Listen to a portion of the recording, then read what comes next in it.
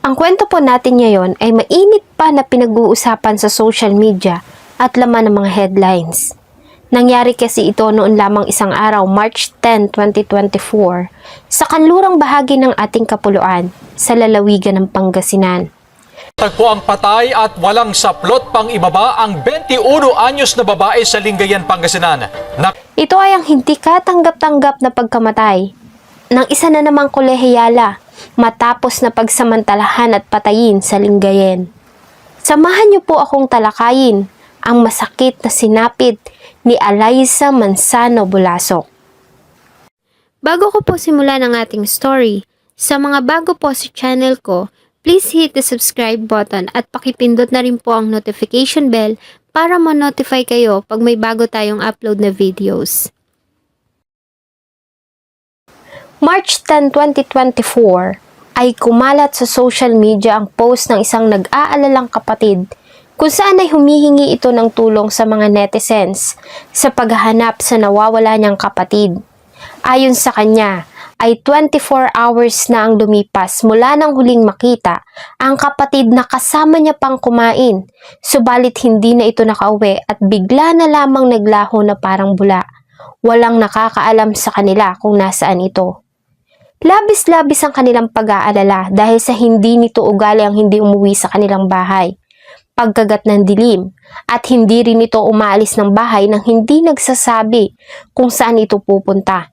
Dumagdag pa ang hindi nila makontak na cellphone nito.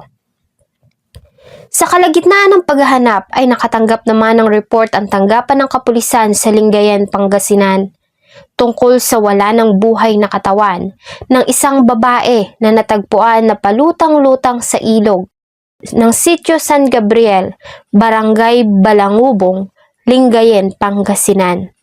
Ayon sa report, ay isang mangingisda na nagngangalang Roel C. Conrabino, 27 years old, ang nakatagpo sa biktima habang tinitignan nito ang kanyang lambat ng pasado alas 8 ng gabi. Nang tunguhin ng mga pulis at crime investigator ang lugar, ay nakita nga nila ang biktima sa kalunos-linos nitong kalagayan.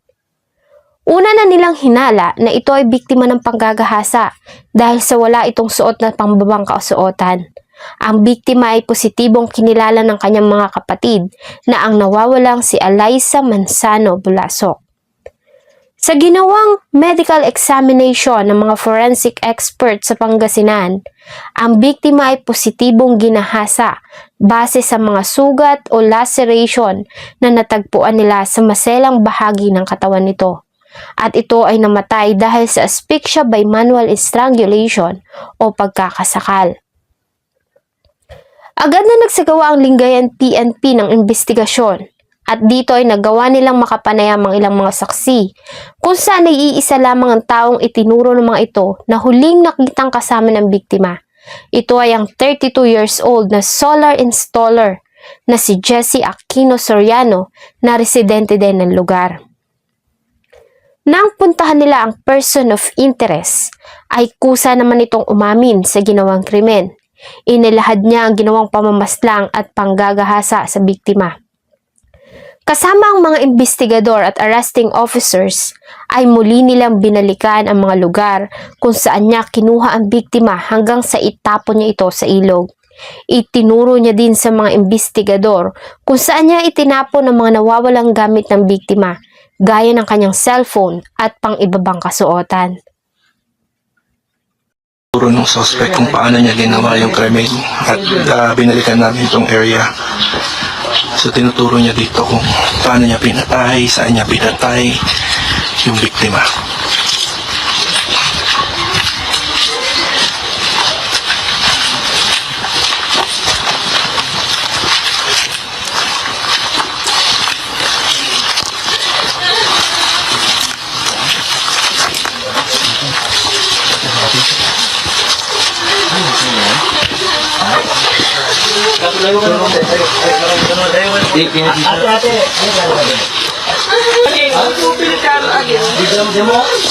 Isip yan mo binuhat.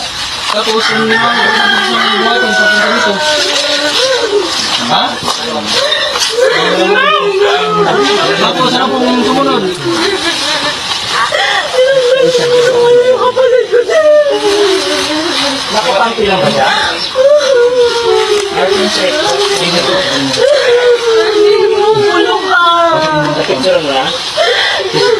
Tingnan mo ano ha?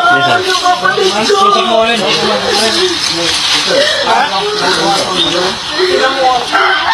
Pabili kayo sa pamilya mo. Ate. Ano ko pare? Pare. Meron po yan. Pare. Hindi. Meron po yan. Pare ko. Kasi dito daw niya dinala yung kapatid mo.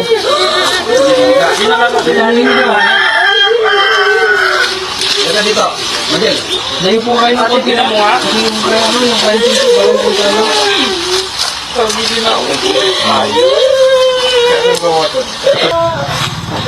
Wala isa mo! Wala isa ano? Wala sa mo! Ito yung binabad na. Ayon sa suspect, ay matagal na niyang kursunada ang biktima hanggang sa makita niya ito noong gabi ng March 9, 2024 na naglalakad mag-isa. Ayon sa kanya ay sinakal niya ito hanggang sa mawalan nito ng malay bago niya ito binuhat at dinala sa isang bakanting lote kung saan niya ito pinagsamantalahan. Pagkatapos ay itinapon niya ang wala ng buhay nitong katawan sa ilog.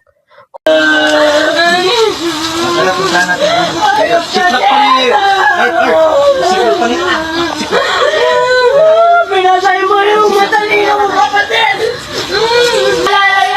Di ba pang gamit pa nito na naiwan mo, no? Biktima? Yes! Yes! Wala nang magamit ko siya! Yan ang patandaan mo!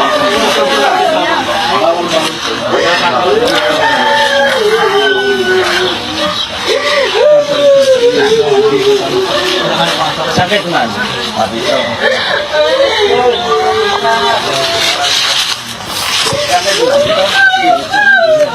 Saan mo tinago?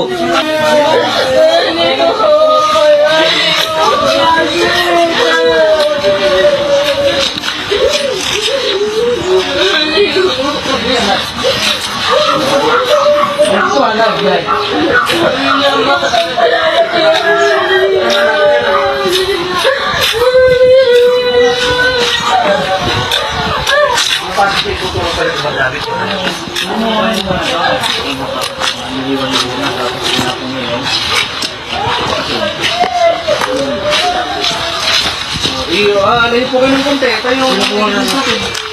Dahil po kayo ng konti. Dahil po kayo ng konti. Hindi nyo po yung distance.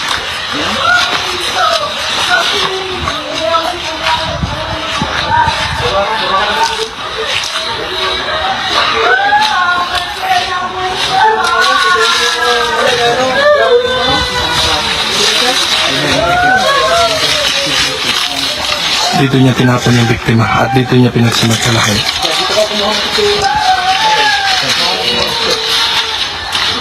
Direk, pagdating mo na. Pakita mo muna din sa kanila.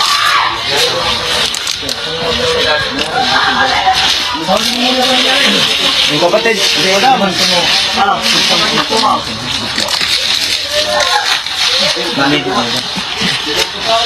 Tawag ko yung pamilya. So ito tabi ng ilog. Ito yung mangkin, identify.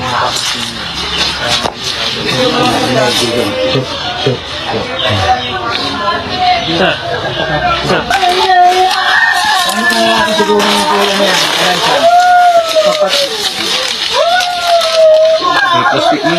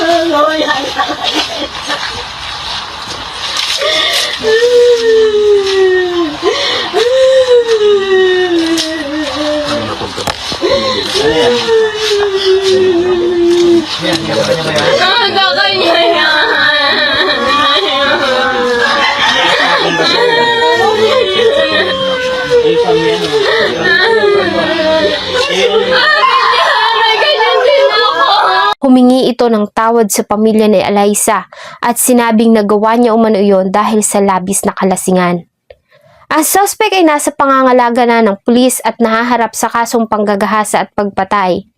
Sa pagkakadakip sa suspect at pag-amin nito sa krimen kasunod ng pagkakatagpo sa mga ebidensya ay itinuring na nilang solved at closed ang kaso. Para sa mga kaibigan at nakakakilala, si Alyssa ay isang mabait at napakasipag na mag-aaral. Matalino ito at masipag mag-aral. Sa katunayan ay nasa 3 baitang na ito sa kolehiyo at kumukuha ng CIT Major in Mathematics sa Pangasinan State University.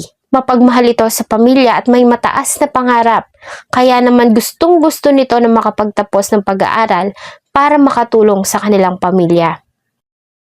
Napakasimpleng bata at bihira mo ito makikitang nakasuot ng maiiksing damit. Magalang at ang tangi lamang nitong libangan ay ang pag-aaral. Naging routine na ni Alyssa ang papasok sa paaralan at uuwi sa kanilang bahay pagkatapos. Hindi rin ito binigyan ng problema ang kanyang pamilya. Kaya naman ganun na lamang ang hinagpis nila dahil sa hindi umano deserve ni Alyssa ang nangyari sa kanya. At panawagan ng pamilya ay kulang na parusa ang pagkakakulong ng habang buhay sa ginawa ng suspect sa kanilang kapatid. Muli ay nanawagan sila na sana ay maibalik na ang parusang kamatayan sa ating bansa para maparusahan ang mga ganitong uri ng kriminal. Elektrika din siya. Dapat buhay din ang bawiin sa kanya. Sa kasalukuyan ay nakaburol si Alyssa sa kanilang tahanan sa Balangobong, Lingayen, Pangasinan. Habang bumabaha naman ang mga pakikiramay at panawagan ng hustisya sa sinapit nito. Isa na namang pangarap ang natuldukan, isa na namang agila ang pinutulan ng pakpak at binawian ng buhay ng mga buwitring hayok sa sariwang laman. Nakakalungkot pero ilan pang Alyssa ang sasapit ng ganitong klase ng kamatayan.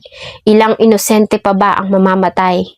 Muli sa mga kabataan, lalo na sa mga kababaihan, iwasang lumabas ng bahay sa gabi, lalo na't walang kasama at hindi naman importante ang pupuntahan para maiwasan ng mga lobong nasa dilim at naghihintay lamang ng tiyempo para kayo ay sunggaban.